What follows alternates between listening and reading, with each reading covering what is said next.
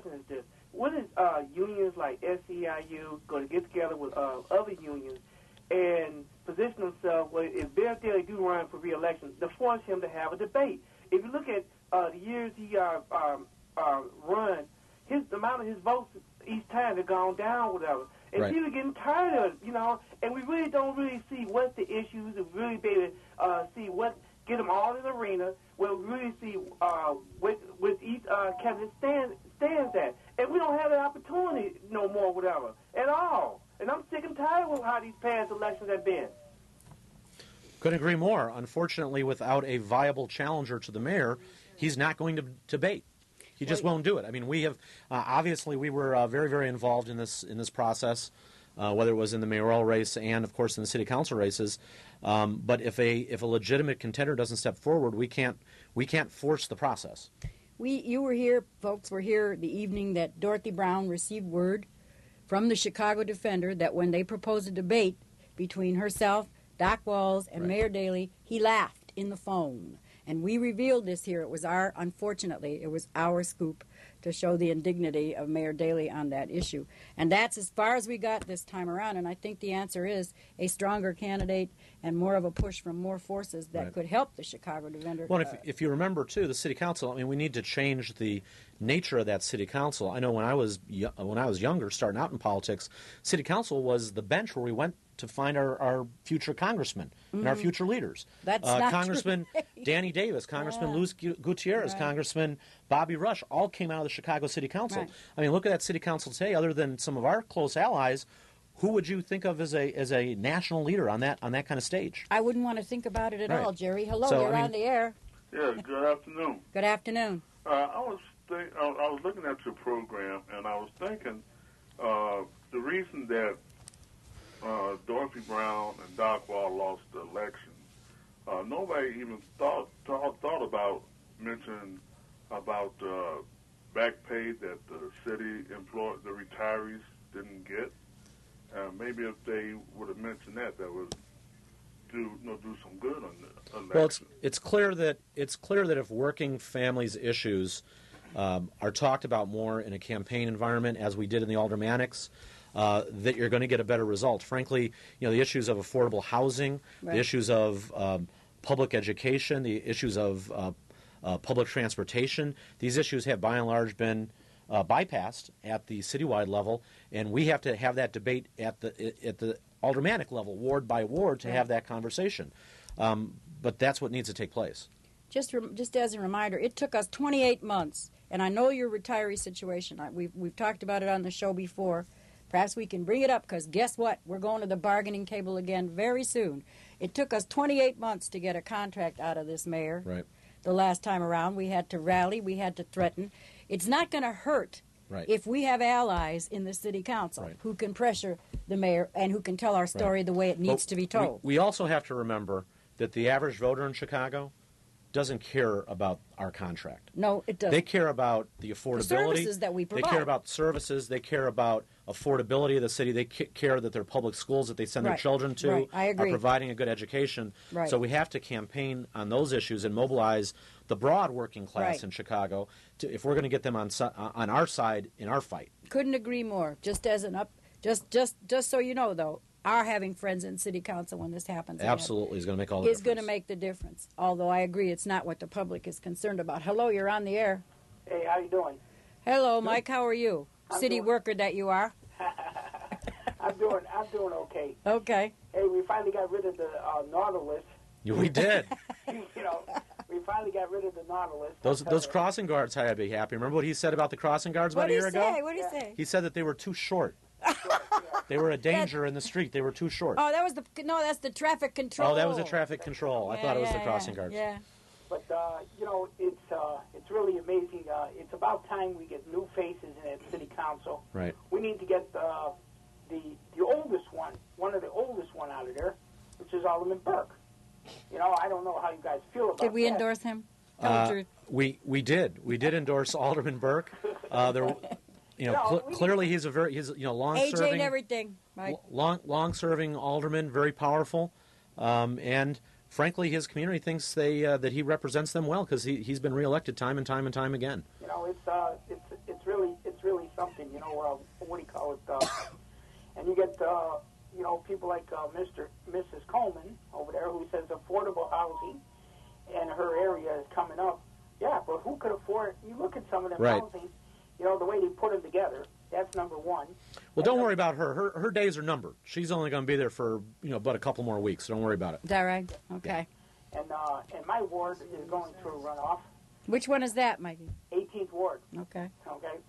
So, you know, to replace Thomas Murphy, who we've been trying to get rid of for the longest time. Alderman Lane is very, very close to taking that outright, though. I think she was at like 49.5%. Yeah. So it's very, very likely that she's going to be the alderman again. I was very much surprised, you know, in this election in my ward when usually when we have a lot of snow, okay, I shovel from my corner of my house to the alley, you know, from the corner of my house all the way, you know, to the end of the block from second house from the corner to the end, and I was very shocked this time. Somebody shoveled it for you. No, that the city came out with their salt truck and left me a whole pile of salt so I could toss it in the alley. Yeah, I wonder why. Using my own salt. And I says, well, I wonder why. And I know it's time election time, you know. Right. You know, and I was surprised. But all right, listen, Mike, we got to go pick up some more calls. Keep up the good work, and nice we'll check you out you. after the election. Okay. Okay, babe. Bye-bye. Hello, you're on the air. Yeah, good evening. Good evening. Good evening. Just wanted to congratulate SEIU. I think you guys have had a big impact on the Knock on wood. election. And Or Melamite. I missed the beginning. I was wondering if you could tell us in the runoffs who you guys are with. Okay. Thank you. Certainly. Obviously, we'll be backing many of the same candidates that we backed in the first round.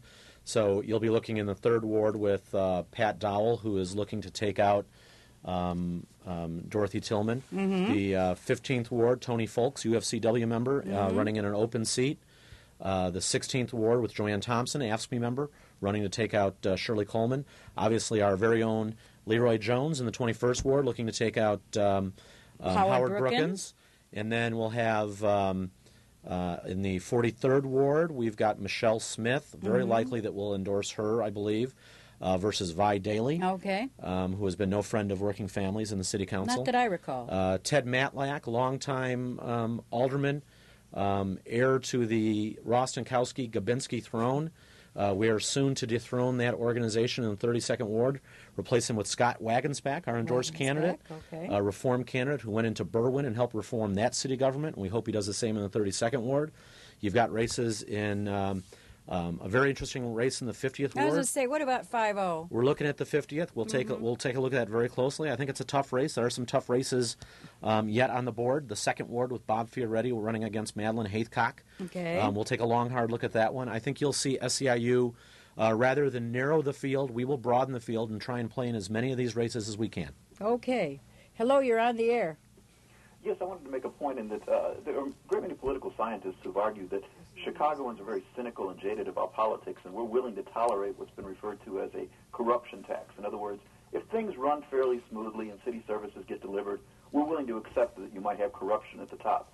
And I don't think Mayor Daley is the brightest bulb in the bunch, certainly, but in terms of his refusing to debate Dorothy Brown and Bill Dockwall, that's an astute political move. When you're that far ahead in the polls, you have nothing to gain by engaging with your opponent. It's a smart play. On one level. Exactly. So we do need to recognize that he owed nothing to anyone in terms of the election. Politics is a rough game, and you don't owe anyone a debate if you don't want to have one. Thank you. Well, Steve, it's one thing to say. It's another thing that the invitation comes from the Chicago Defender. I think that has to be taken into account in the African-American community that watches what the Defender says and does. Hello, you're on the air.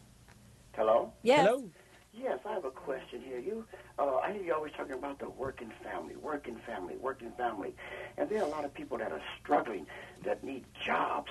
And I'm seeing that your union has put in one ward, has spent over $173,000. And the things that the people can use for the community, for the kids and programs and things. But what do you have for the people that are looking for jobs? What do you have for them? Are you just sacrificing them, like saying that They just have to go now, and we just deal with the working families, and we build from there. What are you going to do by putting the union people in? Are we going to have people more that look like you two on TV in our areas more? So it must be something in the ward that you're gaining. I'm not running for anything. No, I'm helping to elect pro-working family candidates to city council across the city, on the north side, the south side, the west side. I'm not running for anything myself. Okay, well, just help me out here. Okay. What do we do for what is it for the union to gain in the areas that are having big development? Well, we have money? I'll tell you what's to be gained for our members. Our members in the city of Chicago, we have SEIU has 80,000 members. They're overwhelmingly African American. They're overwhelmingly women. Right. They overwhelmingly work for low wages in the service economy, and frankly, it's increasingly difficult for our members to afford to live in this city. Our members, but what about people that need jobs? We need families and absolutely and struggling. What are you doing for us? What is this union going to do for us by saying that we can't get development in the area, or these, like you say, private development? I don't know that we're campaigning against development anywhere in any community. I think we're pro-development. We want development. We not only want development, but I think the caller's referring to we want development with decent living wage jobs. Absolutely. That's the difference. And we thought we almost got it, and we can get it. And we can get it if we change the city council so that those who go to look for those jobs will find themselves making a lot more money and living a much better life. Hello, you're on the air. Hello. Hello. Yes. Hello. Yes. Could you tell me where Joanne Thompson's campaign office is in the 16th ward? I can. I've been there many a time. I can't give you the exact address. She's on Ashland Avenue, just north, literally just north of 57th, 56th Street, 57th Street. I can take you there. I'll get you the address. It's right on Ashland, right? It's right on Ashland Avenue. Okay, then A storefront right there. Does she have a website, Jerry? I'm not sure if Joanna does have a website. Okay. I know that she'll be listed, though. Her phone number will be listed. Very prominent storefront there in the community. What would the phone number be listed under, sir? Joanne Thompson for alderman. Joanne Thompson. So you're going to go out and help her out a little bit, huh? Yes, I am. Well, thank you so much. God bless you. Yeah. Hello?